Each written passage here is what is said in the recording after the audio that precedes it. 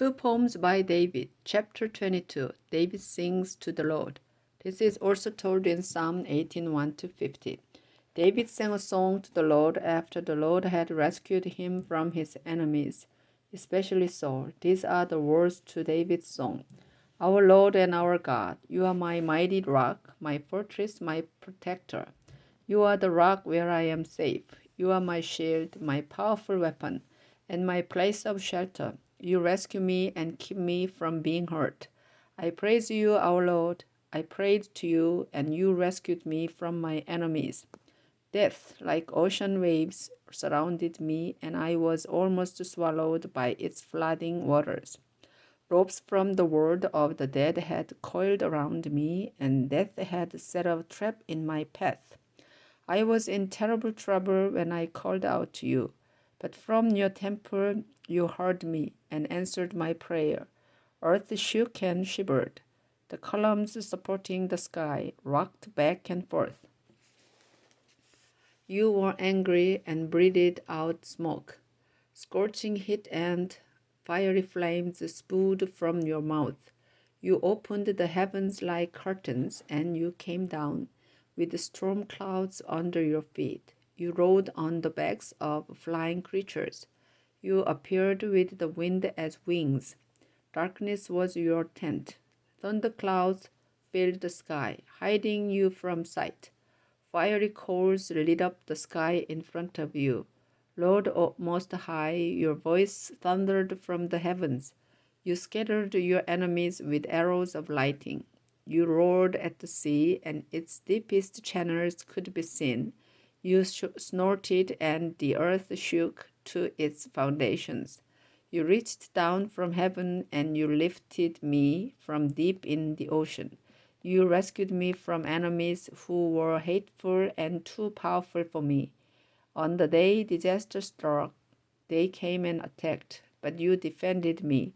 When I was fenced in, you freed and rescued me. Because you love me, you are good to me, Lord.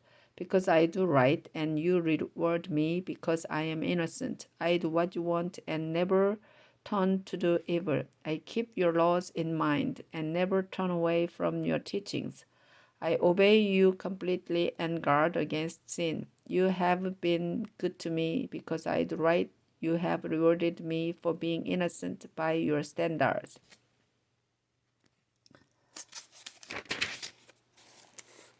You are always loyal to your loyal people, and you are faithful to the faithful.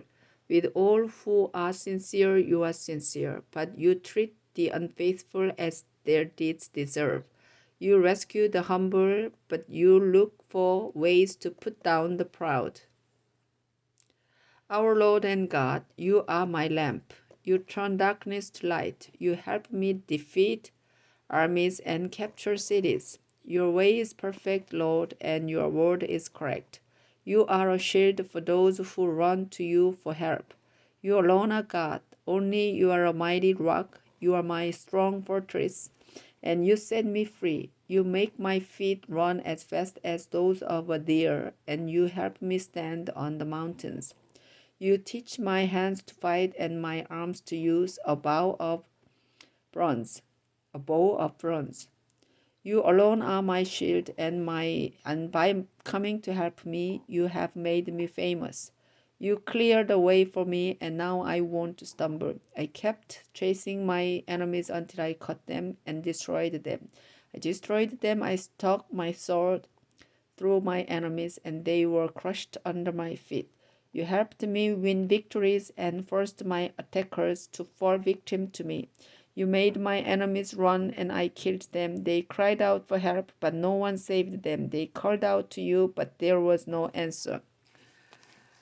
I ground them to dust, and I squashed them like mud in the streets. You rescued me from my stubborn people and made me the leader of foreign nations, who are now my slaves. They obey and come crawling. They have lost all courage, and from their fortresses they come trembling. You are the living Lord. I will praise you. You are a mighty rock. I will honor you for keeping me safe. You took revenge for me, and you put nations in my power. You protected me from violent enemies, and you made me much greater than all of them. I will praise you, Lord, and I will honor you among the nations. You give glorious victories to your chosen king. Your faithful love for David and for his descendants will never end. Chapter 23, David's last words. These are the last words of David, the son of Jesse. The God of Jacob chose David and made him a great king. The mighty God of Israel loved him. When God told him to speak, David said, "The Spirit of the Lord has told me what to say."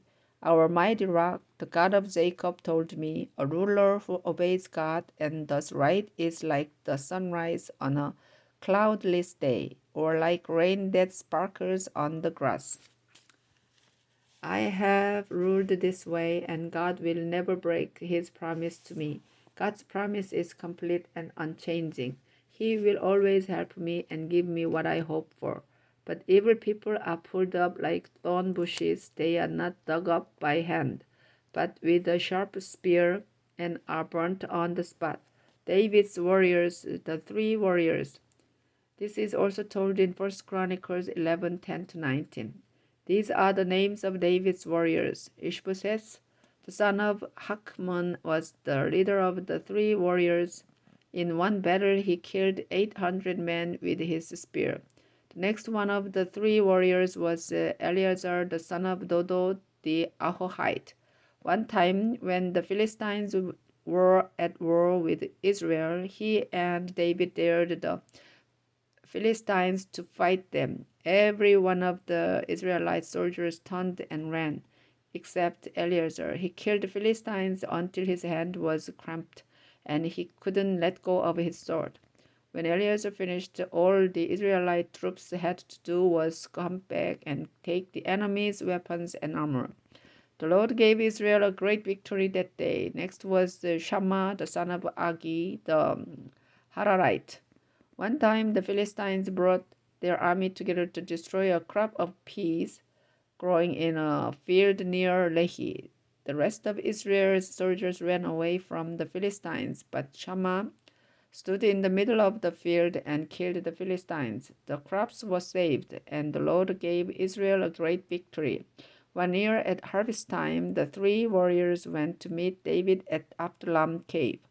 The Philistine army had set up camp in Rephaim Valley and had taken over Bethlehem.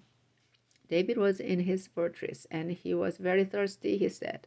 "Wish I had a drink from the well by the gate at Bethlehem." The three warriors sneaked into the Philistine camp and got some water from the well near Bethlehem's gate. But after they brought the water back to David, he refused to drink it.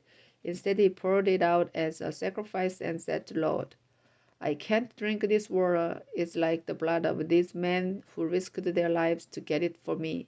The three warriors did these brave deeds. The 30 warriors. This is also told in 1 Chronicles 11:22-47. Joab's brother Abishai was the leader of the 30 warriors, and in one battle he killed 300 men with his spear. He was as famous as the 300 warriors, and certainly just as famous as the rest of the 30 warriors. He was the commander of the 30 warriors, but he still did not become one of the three warriors. Benaiah, the son of Jehoiada, was a brave man from Kabzeel who did some amazing things. He killed two of Moab's best fighters, and on a snowy day he went down into a pit and killed a lion. Another time he killed an Egyptian as big as a giant. The Egyptian was armed with a spear, but Benaiah only had a club. Benaiah grabbed the spear from the Egyptian and killed him with it. Benaiah did these things. He never became one of the three warriors, but he was just as famous as they were, and certainly just as famous as the rest of the 30 warriors. David made him the leader of his bodyguard. Some of the 30 warriors were Asahel, the brother of Joab, Elhanan, the son of Dodo from Bethlehem, Shammah from Harod, Elika from Harod, Helez the Partite, Ira the son of Ikesh from Tekoa, Abiezer from Anathoth, Mebunai the Hushathite, Zalmon the Ahohite, Maharai from Netopha, Heleb the son of Bana from Netopha, Ittai the son of Ripai from Gibeah of the tribe of Benjamin, Benaiah from Pirathon, Hittai from the streams on Mount Gash, Abialbon from Beth Arabah,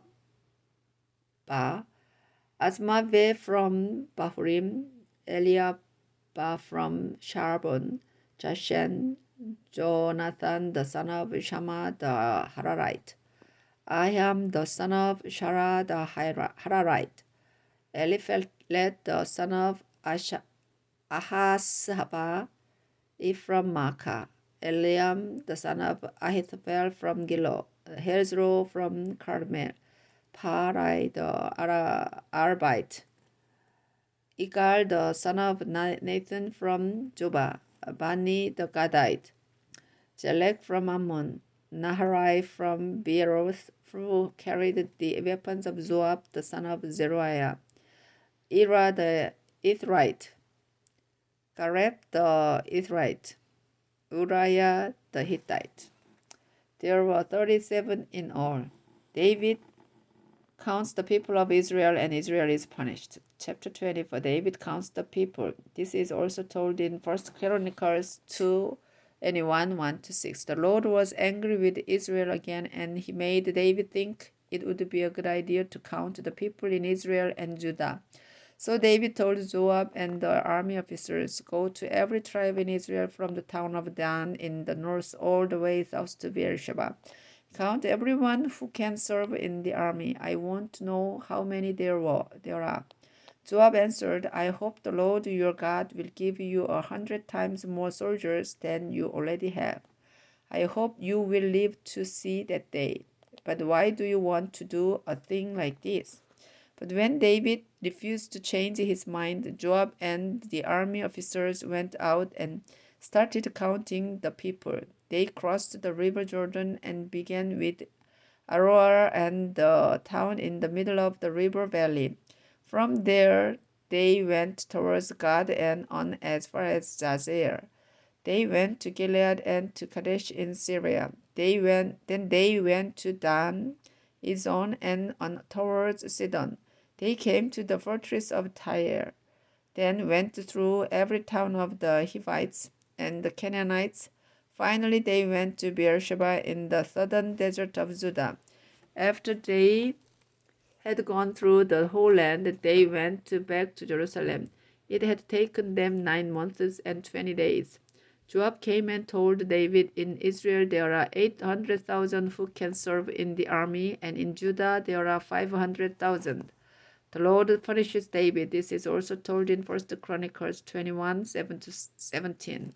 After David had everyone counted, he felt guilty and told the Lord, "What I did was stupid and terrible wrong. Lord, please forgive me." Before David even got up the next morning, the Lord had told David's prophet Gad to take a message to David. God went to David and told him, "You must choose one of 3 ways for the Lord to punish you. Will there be 7 years when the land won't grow enough food for your people?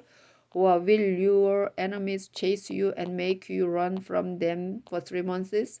Or will there be 3 days of horrible disease in your land? Think about it and decide, because I have to give your answer to God, who sent me." David was really frightened and said, "It's a terrible choice to make, but the Lord is kind, and I'd rather be punished by him than by anyone else."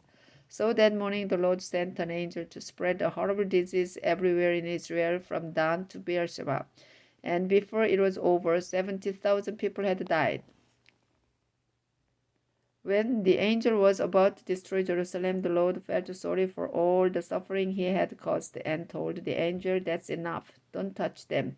This happened at the threshing place that belonged to Araunah the Jebusite. David saw the angel killing everyone and told the Lord, "These people are like sheep with me as their shepherd. I have sinned terribly, but they have done nothing wrong. Please punish me and my family instead of them." David buys Araunah's threshing place. This is also told in 1 Chronicles 21:18 to 22. That same day, the prophet God came and told David, "Go to the threshing place that belongs to Araunah and build an altar there for the Lord." So David went. Araunah looked and saw David and his soldiers coming up towards him. He went over to David, bowed down low, and said, "Your Majesty, why have you come to see me?" David answered, "I've come to you by your threshing place. I have to build the Lord an altar here, so this disease will stop killing the people." Araunah said, "Take whatever you want and offer your sacrifice. Here are some oxen for the sacrifice. You can use the threshing bowls and the wooden yokes for the fire. Take them, they are yours. I hope the Lord your God will be pleased with you." But David answered, "No, I have to pay you what they are worth. I can't offer the Lord my God a sacrifice that I got for nothing." So David bought the threshing place and the oxen for 50 pieces of silver. Then he built an altar for the Lord. He sacrificed animals and burnt them on the altar. The Lord answered the prayers of the people, and no one else died from the terrible disease.